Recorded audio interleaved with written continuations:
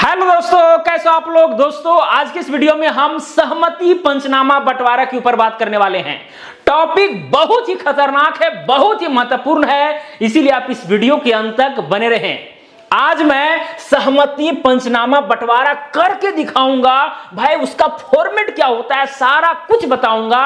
अगर आप वीडियो को देख लिए अंत तक, चीजों को समझ लिए, तो ये गारंटी है, निश्चितता है कि भाई आपको किसी को पैसे देने की जरूरत नहीं पड़ेगी। आप खुद से जो है सहमति पंचनामा बंटवारा तैयार कर लेंगे। साथ में इस तरह से तैयार करेंगे कि कोई भी फरीक हिस्सेदार चैलेंज भी नहीं कर सकता है भविष्य में।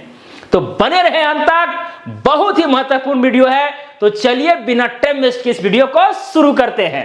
तो दोस्तों यहां पर आप देख सकते हैं कुछ पेजेस में लेकर के आया हूं। ये देखिए, first page, second page, third page, fourth page, इसी में जो है आपका सहमति पंचनामा बंटवारा होने वाला है।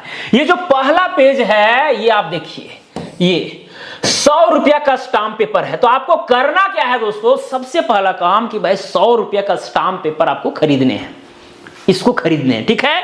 A4 साइज में कुछ इस तरह से जो है, इसी में जो है आपका ये वाला जो है, ये जो आप देख रहे हैं 100 रुपए का स्टाम्प, ये यहीं पर रहेगा और इधर पूरा खाली रहेगा, व्हाइट रहेगा। ओके, साथ में इसी तरह से जो है 5-6 पेज और ले लेना है, क्योंकि भाई पूरा विवरण लिखाएगा ना इसमें। और ये भी आपको ध्यान देना है कि ऐसा नहीं कि भाई इस पेज में आप लिख रहे हैं इधर से भी और ऐसे पलट करके इधर से भी लिख रहे हैं, इतना भी कंजूसी आपको नहीं करना है। ओके, क्योंकि समय के साथ जब दोनों तरफ से लिखिएगा ना, तो भाई 10-15 साल के बाद क्या होगा कि इधर वाला स्याही उधर, उधर वाला स्याही इधर, अगर वहां नमी वगैरह रहेगा तो ऐसा हो जाता है। ओके, तो एक पेज में एक ही, मतलब ये जो पृष्ठ आप देख रहे हैं ना, एक ही तरफ से आपको लिखना है। ओके, चलिए खैर, इतना काम कर लिया, स्टाम्प पेपर ले लिया, 5-6 पेज है आपके पास। अब यहां पर मैं आपको फॉर्मेट बताता हूं कैसे लिखा जाएगा। बस ध्यान से आपको सुनना है, समझना है, देखना है। ओके, चलिए इसको थोड़ा सा और भी जूम कर देता हूं। ये देखिए दोस्तों, सब में पेज नंबर डालने हैं, बहुत जरूरी है, नहीं तो फिर दिक्कत हो जाएगा। अगर कोई पेज खिसका दिया तो वह पकड़ भी नहीं पाएंगे। तो पेज नंबर तो खैर डालना जरूरी है। हालांकि मैं यहां पर बंटवारा तैयार कर रहा हूं, उसके बाद लास्ट में डाल देंगे कितना पेज में जाएगा। ओके, चलिए पहला काम दोस्तों, यहां पर क्या करना है, आपको लिखना है कि आप कौन सा काम करने जा रहे हैं। मैं करने जा रहा हूं सहमति पंचनामा बंटवारा, ठीक है। सहमति पंचनामा बंटवारा। ओके, अंडरलाइन कर देना है, ये काम आप कर दिए। उसके बाद लेख्यकारी, यहां पर देखिए लेख्यकारी,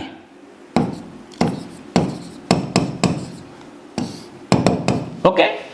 ध्यान इस बात का भी देना है दोस्तों कि भाई ये दोनों तरफ जो है ना, आपको खाली भी छोड़ने हैं, ताकि भाई इधर भी सरपंच का साइन हो सके और इधर जो है फरीकेन का जो है साइन हो पाए। लेकिन चूंकि मेरा पेज ही इस तरह से है कि भाई यहां पर ये जो मार्जिन है ना, दोनों साइड जो छोड़ना है वो थोड़ा सा आपको छूटा हुआ नहीं मिलेगा। लेकिन आपको ध्यान देना है कि भाई ये जो पेज अगर है तो इधर भी हमको जगह छोड़ने हैं, ठीक है, और इधर भी छोड़ने हैं। मतलब कंजूसी नहीं करना है, पूरा पृष्ठ में भर दे रहे हैं, नहीं, साइन करने पर आपको जगह दोनों तरफ मार्जिन के रूप में छोड़ना होगा। इतना कर लीजिएगा ना, हिंट काफी है, इंसान के लिए इशारा काफी है। अगर ये इशारा नहीं समझ रहे तो फिर आप इंसान नहीं है भाई, समझ रहे हैं ना। चलिए, तो लेख्यकारी, अब लेखकारी, अब यहां पंचनामा बंटवारा हो रहा है तो कहीं ना कहीं भाई एक से अधिक हिस्सेदार होंगे, तो गारंटी है अगर भाई एक ही आदमी होगा तो उसको बंटवारा करने की क्या जरूरत है।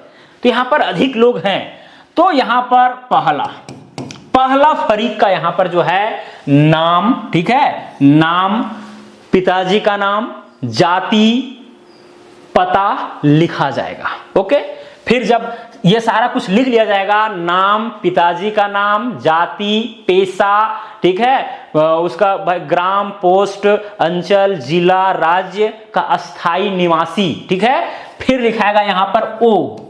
अब देखिए उतना यहां पर जो है ना लिख करके टाइम पास नहीं करेंगे, वो सब एड्रेस तो लिख लीजिएगा, एड्रेस लिख लीजिएगा ना, इसमें कोई दिक्कत नहीं है। फिर दूसरा फरीक का, फिर यहां पर क्या है, उसका नाम लिखना है, पिताजी का नाम, भाई जाति क्या है, पेशा क्या है, ग्राम, पोस्ट, अंचल, जिला, राज्य, अस्थाई निवासी, संभव हो तो भाई सबका आधार नंबर भी दे सकते हैं।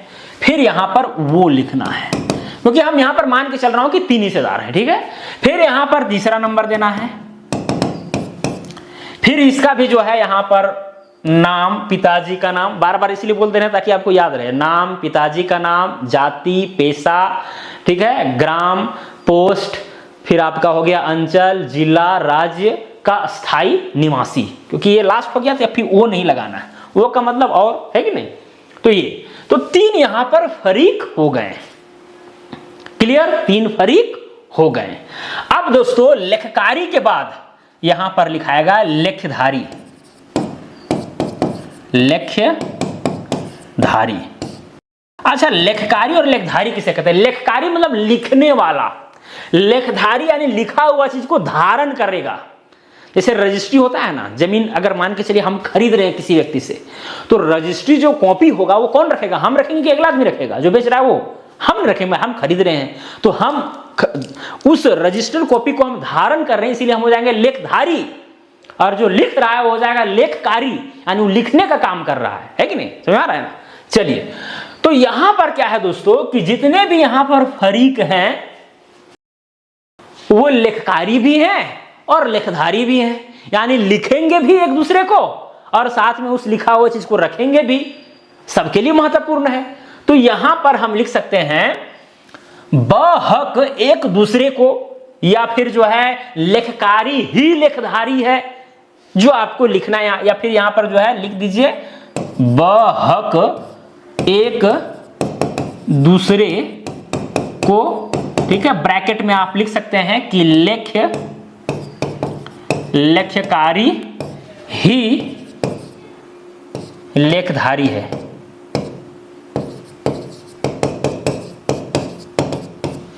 ओके, जहां जहां जरूरत होगा वो हम अपने से लिख देंगे, नाम पता वो आप खुद से डाल लीजिएगा। ओके, तो लेखकारी भी हो गया, लेखधारी भी हो गया। अब इसके बाद दोस्तों आता है लेख्य प्रकार।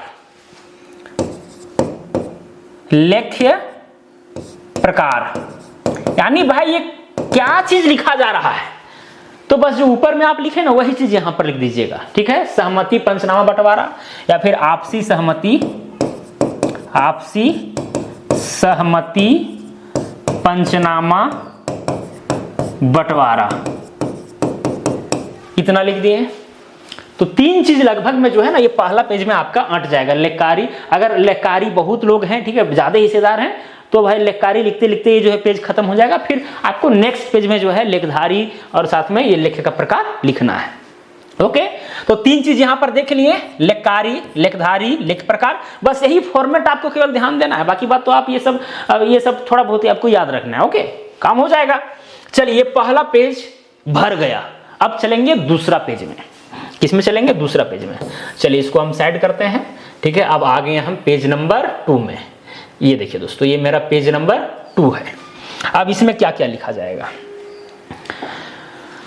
लेखकारी, लेखधारी लिख दिए, लेख का प्रकार लिख दिए। अब लिखाएगा संपत्ति विवरण, संपूर्ण संपत्ति विवरण। येलो नहीं है, व्हाइट में ही लिखते हैं। संपूर्ण संपत्ति विवरण या संपत्ति मवाजी, यानी संपत्ति का विस्तृत विवरण। तो इसी तरह से लिखिए, कोई दिक्कत यहां पर नहीं है। अब संपूर्ण संपत्ति का विवरण जो है यहां पर किस तरह से करेंगे? पहला चीज, यहां पर आपको कॉलम बना करके काम करना है। कॉलम नहीं बनाएंगे तो भी काम हो जाएगा, बस चीजों को समझना है क्या क्या होना चाहिए, ये महत्वपूर्ण है। पहला चीज मौजा, यानी कौन सा गांव का है, यहां मौजा का नाम लिखाएगा। फिर उसके बाद में जमाबंदी संख्या, जमाबंदी संख्या, ठीक है। फिर खाता संख्या, फिर प्लॉट नंबर, फिर हो गया रकबा, ठीक है। फिर हो गया भाई हासिल कैसे हुआ है, ठीक है, यानी प्राप्ति का आधार। और प्लॉट नंबर यहां पर चौहद्दी भी डाल सकते हैं अगर चाहिएगा तब, हालांकि संपत्ति का विवरण है, प्लॉट नंबर रकबा लिख दिए काफी है, यहां चौहद्दी देने की जरूरत नहीं है। लेकिन जब हिस्सेदारों का जब हिस्सा लिखिएगा वहां पर चौहद्दी देना बहुत जरूरी है। तो प्राप्ति का आधार, देखिए यहां पर हम जो है पेज में पूरा सटा के लिख दे रहे हैं, ऐसा गलती नहीं करना है। ये दोनों तरफ मार्जिन आपको छोड़ना है, मैं बार बार आपको कह रहा हूं, ठीक है, इतना आपको करना है। अब यहां पर मौजा का नाम जो भी रहेगा, जैसे मान के चलिए कि ABC नाम है मौजा का, मौजा का नाम देना, जमाबंदी संख्या मान के चलिए 100 है, खाता संख्या 50 है, लिख देना। प्लॉट नंबर मान के चलिए कि 10 है तो 10 हम लिख दिए। रकबा मान के चलिए 40 डिसमिल है तो 40 डिसमिल लिखना है। ओके, प्राप्ति का आधार क्या है? तो भाई खतियानी अगर जमीन है तो भाई खतियानी जमीन है, ठीक है, खतियानी लिखाएगा। ऐसा भी हो सकता है कि भाई जमीन रजिस्ट्री वाला हो, तो यहां पर संपूर्ण संपत्ति का विवरण देना है तो खतियानी जमीन हो, पूर्वजों का जमीन हो, या फिर रजिस्ट्री किया हुआ जमीन हो, जो भी जमीन है जिसका यहां पर बंटवारा होने वाला है, सारा संपत्ति का विवरण यहां पर दे देना है, ठीक है। साथ में जमाबंदी और भी हो सकता है, अगर खरीद बिक्री अगर हुआ है, खरीदा हुआ जमीन है तो उसका जमाबंदी अलग होगा, ठीक है, तो उसका मौजा का नाम फिर यहां पर लिखना है, XYZ आप लिख दिए। जमाबंदी संख्या जो होगा वो आपको डालना है, खाता संख्या, प्लॉट नंबर, रकबा और प्राप्ति का आधार फिर वहां क्या लिख देना है, केवाला लिख देना है, अगर केवाला है तो केवाला। ओके, यहां पर दोस्तों इस तरह से आपको जो है संपत्ति के विवरण दे देने हैं, इतना तो कर दीजिएगा। संपत्ति का विवरण भी दे दिया गया भाई, और यहां पर रकबा भी, सब प्लॉट का, हर प्लॉट का रकबा भी यहां पर डिफाइन कर दिया गया। अगर एक खाता में अधिक प्लॉट है तो यहां प्लॉट नंबर, जैसे कि मान के चलिए खाता संख्या जो 50 है, इस 50 में 3 प्लॉट हैं, एक प्लॉट नंबर 10 है और एक 11 है और एक 12 है, तो 10 में 40 डिसमिल है, 11 में मान के चलिए कि 42 डिसमिल है और 12 में जो है हो सकता है कि 12 डिसमिल है, तो यहीं पर आपको लिख देना है, ठीक है। हर प्लॉट का रकबा एकदम स्पष्ट होना चाहिए। ओके, नीचे जो है जब यहाँ रकबा, हर रकबा अलग लिखा जाएगा तो यहाँ पर एक लिख सकते हैं कुल रकबा, कुल रकबा बराबर करके, अब यहाँ पर जितना भी रकबा आएगा 40, 42, 82 हो गया, 12 आपका 94 हो गया, ठीक है, और इधर होगा मान के चलिए टोटल 180 डिसमिल आया, तो 180 डिसमिल आपको टोटल रकबा लिख देना है। क्लियर? ये संपत्ति का विवरण हो गया कि भाई कहां पर है, जमाबंदी संख्या क्या है, खाता संख्या, प्लॉट नंबर, रकबा और प्राप्ति का आधार भी लिखना बहुत जरूरी है। ओके, ये हो गया। अब दोस्तों इस संपत्ति का अब क्या करना है, बंटवारा करना है। क्या करना है, बंटवारा करना है। तो लिखेंगे प्रत्येक फरीकेन को हिस्सा विवरण। अब यहां पर जो है ना, इस जमीन का अब है प्रत्येक फरीके यानी प्रत्येक हिस्सेदार का जो है हिस्सा का विवरण लिखा जाएगा। तो यहां पर आप लिख सकते हैं फरीक नंबर 1 डालना है, और उसका जो है यहां पर आपको नाम और पिताजी का नाम भी डाल देना कि भाई फरीक नंबर 1 किसको, शॉर्ट में यहां पर लिख दिए, पूरा एड्रेस वगैरह लिखने की जरूरत नहीं है, ये लिख दिए। अब इस फरीक नंबर 1 को, जिसका जो भी नाम है, जो भी पिताजी हैं, उसको कहां कहां हिस्सा मिल रहा है, उस संपत्ति का विवरण यहां पर देना पड़ेगा। तो बस यही फॉर्मेट आपको यहां पर भी करना है। क्या चीज है, मौजा हो गया, मौजा, फिर हो गया जमाबंदी संख्या हो गया, फिर क्या हो गया, खाता संख्या, ठीक है, खाता के बाद क्या हो गया, प्लॉट हो गया, प्लॉट के बाद यहां पर क्या हो गया, रकबा हो गया, रकबा के बाद क्या हो गया, चौहद्दी हो गया, चौहद्दी। अब यहां पर प्राप्ति का आधार लिखने की जरूरत नहीं है, क्योंकि भाई वहां तो हम डाल ही दिए ना, ठीक है, तो ये चीज है। अब यहां पर दोस्तों, अब मौजा भाई कौन से मौजा में हिस्सा मिल रहा है, तो ABC मौजा हम ले लेते हैं, ABC। जमाबंदी वही 100 में मिल रहा है, खाता संख्या 50 है, प्लॉट नंबर 10 है। अब प्लॉट नंबर 10 में रकबा कितना मिल रहा है, अब यहां पर 40 डिसमिल है, हिस्सेदार कितने हैं, 3 हिस्सेदार हैं। अगर तीनों में बराबर बंटवारा हुआ है तो 13 क्या हो जाएगा, 39 हो जाएगा, ठीक है, यानी कुल मिलाकर के 13.33 डिसमिल, 13.33 डिसमिल जो है इसको हिस्सा हुआ। हो सकता है कि भाई प्लॉट नंबर ये 10 से जो है कुछ जमीन वो बेचा होगा, तो भाई अगर एक हिस्सेदार को हिस्सा आ रहा है 13.33 डिसमिल और वो पहले से 6 डिसमिल बेच चुका है, तो भाई जितना अब 7.33 बच रहा है तो उतना ही यहां पर लिखना है, जितना उसके पास फिलहाल बच रहा है उतना ही लिखना है, उससे ज्यादा नहीं लिखना है। क्लियर। फिर चौहद्दी में जो है भाई इसके उत्तर में कौन है, ठीक है, दक्षिण में कौन है, पूरब में कौन है, पश्चिम में कौन है। और ये उत्तर दक्षिण पूर्व पश्चिम बंटवारा के आधार पर आपको लिखना है। जैसे मान के चलिए ये प्लॉट था, अब इस प्लॉट में अब 3 हिस्सेदार हैं, एम एन वो, ठीक है। अब जो है यहाँ पर इधर है एम, ये है एन और ये है वो। अब यहाँ पर ये एन है, यहाँ पर हिस्सेदार, ठीक है, एन, ये फरीक नंबर 1 यहाँ जो नाम है उसका एन है। तो भाई अब उत्तर में जो है ये एम का नाम लिखाएगा, दक्षिण में इसका नाम लिखाएगा, इधर पश्चिम में जो होगा, जो प्लॉट का जो मालिक होगा उसका लिखाएगा और इसका लिखाएगा, ठीक है। तो इस तरह से स्पष्ट हो जाएगा कि भाई इस प्लॉट में एन को जो है बीच में हिस्सा मिला है, अगर चौहद्दी में उत्तर में एम को और इसको इधर दर्शा दिया जाए तब। ओके, तो ये सारी चीज है। तो चौहद्दी भी लिखना क्या है, जरूरी है, जिधर जिधर आपका हिस्सा हुआ। अगर भाई आपका हिस्सा हुआ है, शांतिपूर्ण से आपका दखल कब्जा है, तो भाई चौहद्दी लिखना कोई बड़ी बात नहीं है। अगर बंटवारा नहीं हुआ है और आप तैयार करने से पहले आपको अमीन से जो है सो नापी उपी करवा करके बंटवारा वगैरह करा लेना होगा, तब जा करके ये पेपर आपका तैयार होगा। ओके, तो ये सारी चीजें हैं। फिर इसी तरह से भाई कौन से मौजा में अगर दूसरा कोई गांव है तो उस गांव का जो है यहाँ पर ये लिखा जाएगा, जमाबंदी संख्या क्या है, खाता क्या है, ठीक है, प्लॉट रकबा, इस तरह से जो है पूरा जितना भी जिस प्लॉट में इसका हिस्सा होगा। मान के चलिए प्लॉट नंबर जो है 11 भी है, ठीक है, ये हम मौजा हटा देते हैं, मान के चलिए सेम मौजा है, ठीक है, प्लॉट नंबर 11, प्लॉट नंबर 11 लिखा जाएगा। अब 11 में 42 डिसमिल था, तो 14 या 42, तो भाई यहाँ पर इस जमीन का समझिए कि इसमें 10 डिसमिल पहले बेच दिया था।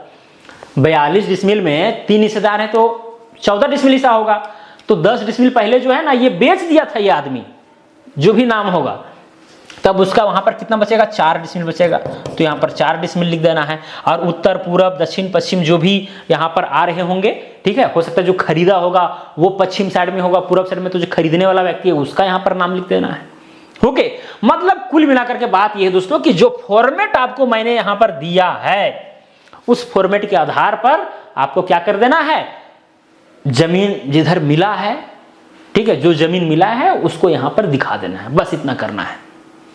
प्लॉट नंबर बहुत जरूरी है, रकबा कितना मिल रहा है ये बहुत जरूरी है, और चौहद्दी, ये 3 चीज एकदम छूटना नहीं चाहिए किसी भी कीमत पर। क्लियर। इसी तरह से ये तो फरीक नंबर 1 के लिए हो गया। अब यहां पर 3 हिस्सेदार है ना, तो फरीक नंबर 2, फरीक नंबर, अब देखिए तीसरा पेज में आ गया, फरीक नंबर 2 आ गए, ठीक है। अब 2 में भी अब इसी टाइप से फिर बनाएंगे हम, मौजा लिखाएगा, ठीक है, जमाबंदी, थोड़ा सा जो है इसको हम इधर कर देते हैं, मौजा हो गया, जमाबंदी हो गया, उसके बाद यहां पर खाता हो गया, प्लॉट नंबर हो गया, रकबा हो गया, ठीक है, और चौहद्दी,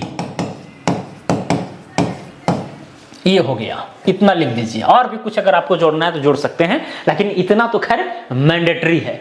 फिर भाई इसको जो हिस्सा मिलेगा, भाई उस मौजा में जमाबंदी संख्या इतना है, खाता संख्या ये है, और खाता संख्या में जो है प्लॉट नंबर इतना है, ठीक है, और उसको इतना हिस्सा मिल रहा है, चौहद्दी ये है, तो जो भी मामला है यहां पर आप दर्शा दीजिएगा। क्लियर। तो फरीक नंबर 2 के लिए हो गया। इसी तरह से जो है आपको फरीक नंबर 3 के लिए आपको करना है। फरीक नंबर 3 फिर यही चीज यहां पर उतर जाएगा, मौजा, जमाबंदी, खाता, प्लॉट, सब यहां लिख दीजिएगा, खाता नंबर, प्लॉट नंबर, ठीक है, रकबा, चौहद्दी। ओके, इस तरह से लिख दीजिएगा, और जहां जहां भाई हिस्सा मिला है वो आप डाल दीजिएगा। एक काम आप कर सकते हैं कि भाई जितना भी रकबा, जैसे कि फरीक नंबर 2 है, अब रकबा अलग अलग होगा, यहाँ पर अलग अलग प्लॉट का अलग अलग होगा, तो यहाँ पर नीचे आप जो है ना कुल रकबा लिख दीजिएगा, कुल रकबा। अब कुल रकबा जितना भी आएगा इसका लिख दीजिएगा, कुल रकबा इसका जितना आएगा वो ये भी यहाँ पर लिख दीजिएगा, कुल रकबा। इससे क्या होगा, ये सिक्योरिटी तय करेगा। अगर मान के चलिए कि इसमें रकबा में किसी तरह से जो है इसमें कोई छेड़खानी कर देता है, था 12 डिसमिल बना दिया 112 डिसमिल ठीक है, हो सकता है बहुत बड़ा प्लॉट हो 300-400 डिसमिल का, अब 100 डिसमिल पहले बेच दिया था, उसको 12 डिसमिल हो रहा था, बना दिया 112, तो ऐसा भी हो सकता है। ठीक है, तो अगर यहां पर कुल रकबा अगर आप यहां पर लिख देते हैं तो भाई ऐड करके भी त्रुटि को पता किया जा सकता है। और भी अगर सिक्योरिटी आपको करना है तो जो भी कुल रकबा आया है उसको आप हिंदी में जो है सो लिख सकते हैं, और भी ज्यादा सिक्योरिटी बढ़ जाएगा। लेकिन अगर यहां तक भी आप कुल योग करके लिख देते हैं ना, तो सिक्योरिटी आपका समझिए हो गया। क्योंकि अगर यहां छेड़ेगा तो इसको यहां भी छेड़ना होगा, और दो जगह जब छेड़ाएगा तो फिर मामला पकड़ में आ जाएगा। तो ये सारी चीजें आपको ध्यान देनी पड़ती है, ठीक है। समझ में आ गया दोस्तों। देखिए फिर से समझिए कहां पर क्या किए हैं। सहमति पंचनामा बंटवारा, देखिए पहला पॉइंट लेखकारी का था, उसके बाद लेखधारी का, लेख प्रकार, ये 3 पॉइंट यहां पर बना। चौथा पॉइंट मेरा यहां पर बना संपूर्ण संपत्ति का विवरण, चौथा पॉइंट। फिर 5वां पॉइंट जो है ये वाला है, प्रत्येक फरीकेन को हिस्सा विवरण, प्रत्येक विवरण को हिस्सा विवरण या प्रत्येक फरीकेन का लिखिए यहां पर, ठीक है। का लिखिएगा वो ठीक रहेगा, ठीक है। यहां समझिए का है, इसको जो है इरेज पर क्लिक करते हैं और इसको ये कर देते हैं, प्रत्येक फरीकेन का हिस्सा विवरण या विवरणी, ओके। ये हो गया। अब उसके बाद में ओहो कहां चला गया यार, हाँ ये हो गया, ठीक है। 3 पॉइंट उधर और 2 पॉइंट यहां हो गया, 5 पॉइंट। 5 पॉइंट में ये सारा इसी के अंतर्गत फरीक नंबर 1, फरीक नंबर 2, फरीक नंबर 3 सारे इसी में आएंगे। और भी अगर हैं, ठीक है, तो और भी लिखे जाएंगे। 5 हैं, 6 हैं, 7 हैं। अब ऐसा भी हो सकता है कि कोई फरीक का मृत्यु हो गया होगा, मान लीजिए फरीक नंबर 3 था, उसका मृत्यु हो गया, उसके 2 बेटे हैं, तो उसका 2 बेटे का यहां पर जो है उस शुरू में ही नाम लिखा जाएगा, 2 बेटे का, ठीक है। फरीक नंबर 3 लगा करके दोनों बेटा का साथ में नाम लिखा जाएगा और पिताजी का नाम दर्शा दिया जाएगा। तो ऐसा भी होता है, ओके। चलिए ये हो गया। अब इतना दूर तक दोस्तों यहां पर काम हो गया आपका। अब आता है यहां पर कि जो भी बंटवारा हुआ है वो भाई किसी दबाव में तो नहीं हुआ है, किसी के बंदूक के नोक पर तो नहीं हुआ है, या मानसिक स्थिति खराब था उस समय तो नहीं हुआ है। तो वो सारा टर्म्स एंड कंडीशन आपको दोस्तों यहां पर लिखने होंगे, ठीक है। चलिए टर्म्स एंड कंडीशन जो है थोड़ा सा हम इसको इधर कर देते हैं, इस पेज में आ जाते हैं, ठीक है। अब यहां पर जो है आपको क्या क्या लिखने होंगे मैं बता देता हूं। ऐसा जरूरी नहीं है कि भाई जो मैं बता रहा हूं एकदम उसी टाइप से, लेकिन हाँ जो पॉइंट वाली जो बात बताऊंगा वो आपको लिखना पड़ेगा। जो टर्म्स एंड कंडीशन जो है, नियम व शर्तें, नियम व शर्तें, नियम व शर्तें क्या है उसको देख लीजिए। पहला बात यहां पर लिखाएगा आज दिनांक, आज दिनांक इतना तारीख को, ठीक है। आपसी सहमति मतलब कि आज दिनांक इतना तारीख को खतियानी जमीन साथ में खरीदगी जमीन का जो है आपसी सहमति बंटवारा किया गया। इसमें सभी वैध फरीकेन मौजूद थे, सभी वैध फरीकेन मौजूद थे। सभी ने अपने होशो हवास में इस बंटवारा में हिस्सा लिया और बंटवारा को सफल बनाया। ये सारा चीज आपको लिख देना है। फिर भविष्य में जो है किसी तरह का इस बंटवारा के खिलाफ ना कोई फरीक ना उसके वंशज दावा करेंगे, किसी तरह का जो है सो विवाद करेंगे। ये सब भी यहां पर आपको जो है सो लिख देना है, ठीक है। साथ में जो है फिर लिखना क्या है, इस बंटवारा नामा के तहत जो है प्रत्येक फरीकेन अपने अपने नाम से जो है दाखिल खारिज करवा करके रसीद कटवा सकते हैं। ये जो यहां पर साइन मोहर किया गया है वो किसी के दबाव में ना आकर के, किसी के बहकावे में ना आकर के किया गया है, ठीक है। पूरे होशो हवास में किया गया है। तो यहां पर आपको सेंटेंस बना करके जो है सो लिख देना है। मेन आपको ध्यान देना है। पहली बात कि भाई जो वहां पर साइन मोहर कर रहा है, जो इस बंटवारा में हिस्सा लिया है, पूरे होशो हवास में है, मानसिक स्थिति उसका खराब नहीं है, किसी का दबाव भी नहीं है, किसी का बहकाव भी नहीं है। ये सब मेन पॉइंट है। साथ में जो यहां पर भाई बंटवारा हुआ है उसको लेकर के कोई फरीक या फिर उसके वंशज आपत्ति नहीं जताएंगे, किसी को आपत्ति नहीं होगी। ये सब मेन पॉइंट है, आप डाल दीजिए, इतना काफी है। फिर जो है आप ये भी लिख सकते हैं कि भाई सभी फरीकेन जो है अपने अपने नाम से जो दाखिल खारिज करके रसीद कटवा सकते हैं, ठीक है। इतना ये टर्म्स एंड कंडीशन लिखा गया। आज दिनांक भी आपको लिखना जरूरी है। अब क्या है यहां पर, इधर लेफ्ट साइड में यहां पर फरीकेन का हस्ताक्षर, ठीक है। फरीकेन का हस्ताक्षर, पहला नंबर, दूसरा नंबर, तीसरा नंबर, तीनों का हस्ताक्षर और साथ में दिनांक दोनों लिखवा दीजिएगा। हस्ताक्षर एवं दिनांक, हस्ताक्षर एवं दिनांक, हस्ताक्षर एवं दिनांक। क्लियर।